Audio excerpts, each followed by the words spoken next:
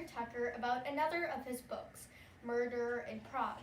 Unlike his other books, this is a novel, and by the cover you can guess it is a detective that takes place in Prague,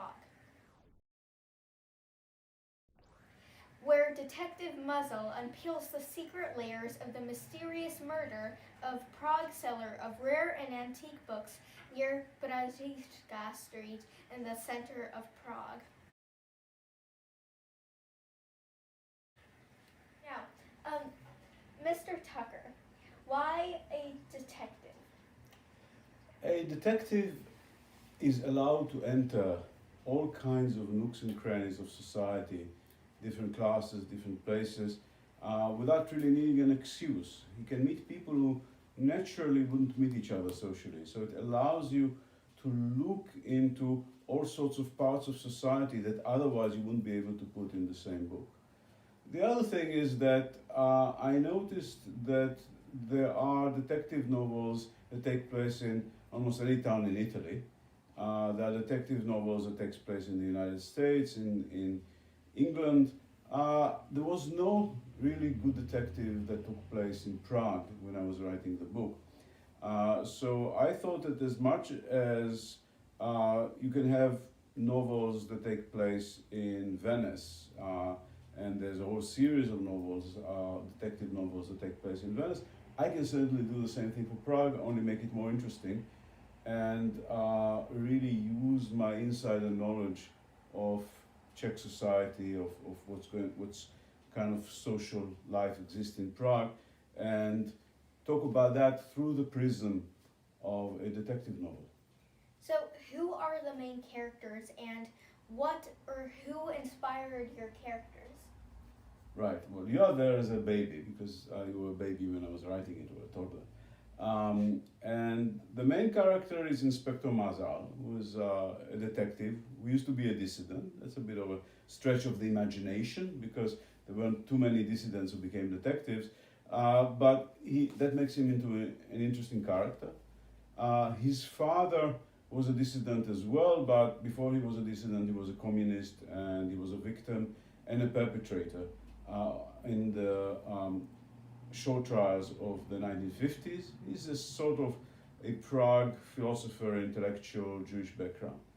Mazal's boss is a former communist called Zeman, and he's in constant conflict with Inspector Mazal because he is not an idealist, he's an opportunist, he's very attuned to political trends, he tries to influence Mazal in all sorts of ways, and the conflict between them makes it quite interesting.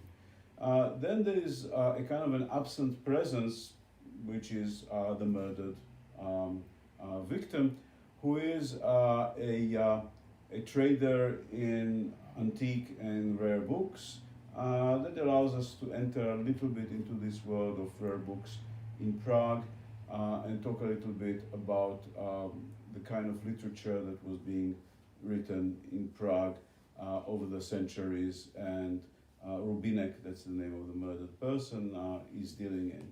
And then it allows us also to meet all sorts of minor characters, a pathologist, literary critics, and so on, in this kind of milieu of criminals and intellectuals. And also the street cleaners, who used to be intellectuals. Can readers who are not familiar with Prague also read this book? Oh, it is written for people who don't necessarily know Prague very well. In fact, some of the readers of this book were people who were going to Prague and wanted, instead of reading a boring guidebook, is to get some kind of an inside view of various parts of Prague, and it's definitely there, yes. Mm-hmm. You're going to learn a lot of about Prague from reading the book. So when does this book take place?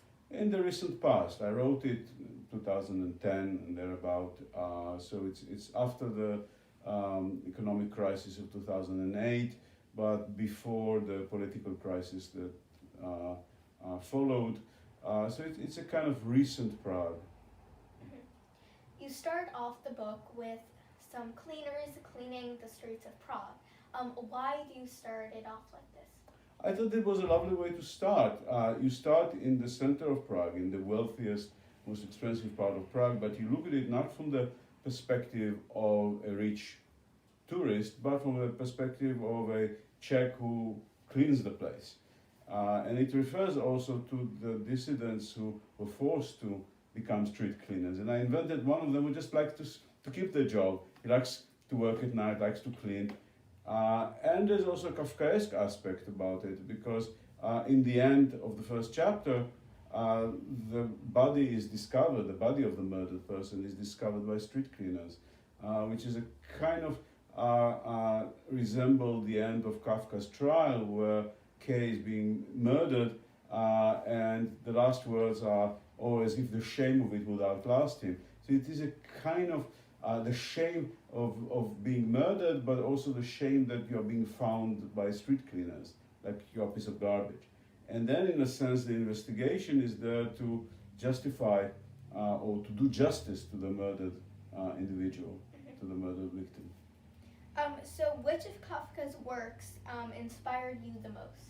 Well, especially the trial and the castle, because what's also the trial is a kind of a crime novel, if you want to look at it in a certain way, and the castle because at the background of the novel there is the possibility that Kafka wrote a fourth novel called Die Regierung, or the state, the government, and that would have been after the castle, only that it would be really presaging or predicting totalitarianism and make it a more interesting novel. Yeah. Okay, well, thank you for being here today, and you should definitely get this book on Amazon and the Barnes & Noble and the other places. Thank you for the interview, Sophie. I enjoyed talking with you. Thank you.